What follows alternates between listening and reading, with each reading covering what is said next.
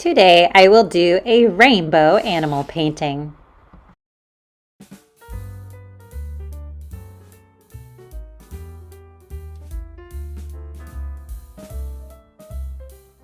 I am using watercolor paper and a pencil, and then I'm using liquid watercolors. These are from Sargent. I have just poured them in a cup and diluted them with a little bit of water. I'm going to start off by drawing a cow, but you can use whatever kind of animal you would like. I'm starting with a wavy line on the top that has a slight curve to it. Then I'm bringing a line down to make it look kind of rounded on the top. I'm going to add some ears coming off to the side, bringing my line out, making it kind of fuzzy, and then back in towards the center part of the head. I decided to choose an animal that had spots or stripes because that would make a fun rainbow painting. So I chose this cow shape because then I could have spots on it, and instead of black spots like cows normally have, I am making my spots rainbow. I'm bringing the line down a little bit and then flat across on the bottom. And I am drawing in the nose, nice and large. I'm adding the bottom lip below the mouth and the shoulders of the cow coming down on both sides here.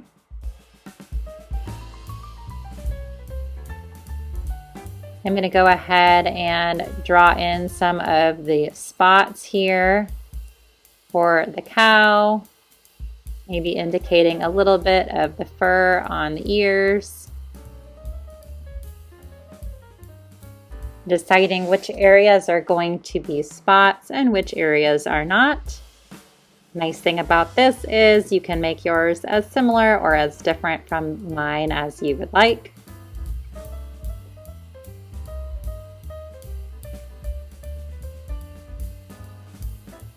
Then I'm going to create some spots kind of coming down the face and then going around the nose on both sides. I'm going to draw in the eye shape for the cow.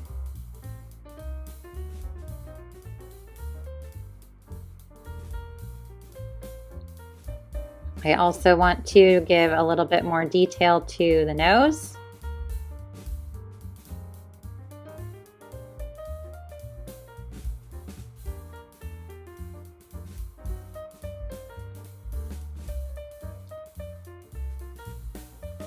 Just kind of sketching in the details. Sometimes it helps to go on Google and look up a coloring sheet of an animal with spots or stripes so that you can kind of use that to go off of. Now I am drawing in the patches of color on the cow's body here, wanting to make that work as well so that it looks like there are spots along the bottom part of the cow. And maybe add a little bit of an area of dark on the cow's head up here as well. I am taking a look at my cow and it looks like my right side is a little funny, so I smooth that out. All right, time to paint. So I am going in each section that I want dark, and I am trying to use about 2 colors.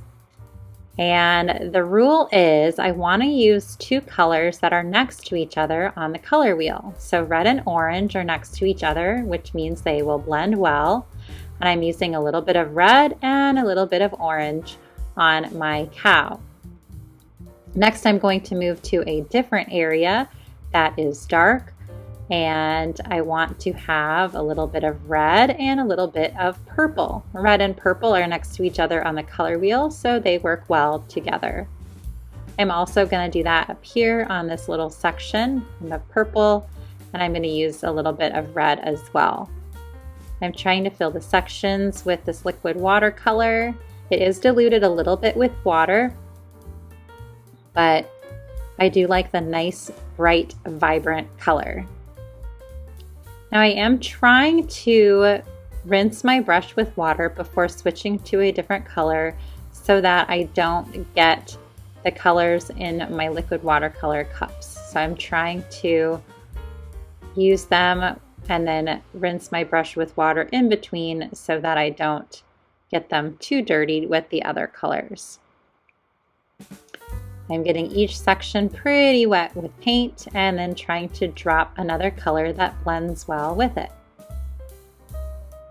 Here I'm using yellow, and I want to go ahead and blend with yellow, something that would be close on the color wheel. So I have a little bit of orange on the top because yellow and orange are analogous colors, meaning they are next to each other on the color wheel. And then I'm hoping to move into the green. Yellow and green are next to each other, so I can have yellow turn into green along the bottom. And I'm doing this all while my paint is wet so that the colors kind of blend and mix right on my paper. Now these are all sections of the cow that would have been black, but I of course am using more rainbow bright colors. I'm also kind of tracing some of the lines to make sure that those show up well on my painting as well. At the nose point, I'm starting off with green, but I want to add in some blue because green and blue are next to each other on the color wheel. I know they will mix and blend well. And you can see my palette over here on the right. I've got the warm colors on the left and the cool colors on the right, and they are in rainbow order, so I can use colors right next to each other. The only jump, of course, is from red to purple because that's when the color wheel starts over again. So that is one thing to consider as you lay out your colors.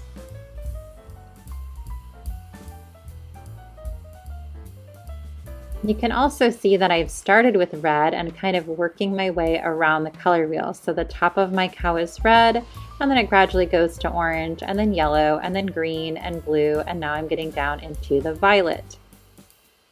And when I get to the very bottom, I'm going to go ahead and switch back to my red again. So I'm gradually just filling in each little section of my cow, adding in a little bit of red with this violet along the bottom.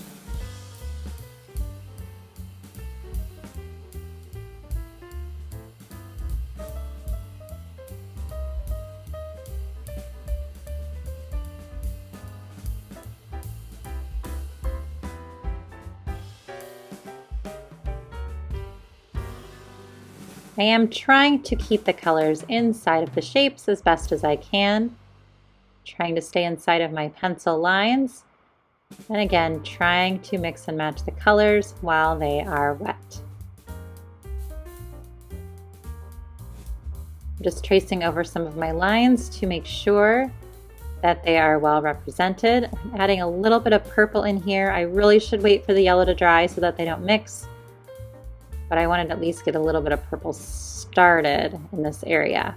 All right, I've let my entire piece dry, and now I am putting some paint on my brush and just tapping it a little bit. This gives a splatter-like effect to my rainbow animals. So I'm splattering the paintbrush above the areas of my cow here. I'm trying to stay along the outside, but if a little bit splatters on top of my cow, I am not too worried. And I am going to go ahead and do this with as many or as few colors as I would like. You can do it with all the rainbow colors if you want, or just pick a couple here and there. I am trying to rinse my brush out in between colors and am splattering as I go. Now I also wanted to go in and darken some of the areas that I had to wait for them to dry. So I wanted to wait for the area around the eyes to dry so that I could come back in with purple and make them a little bit darker.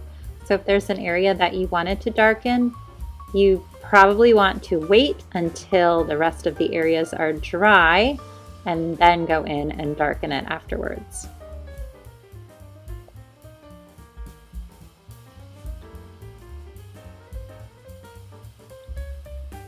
So there you have my finished cow.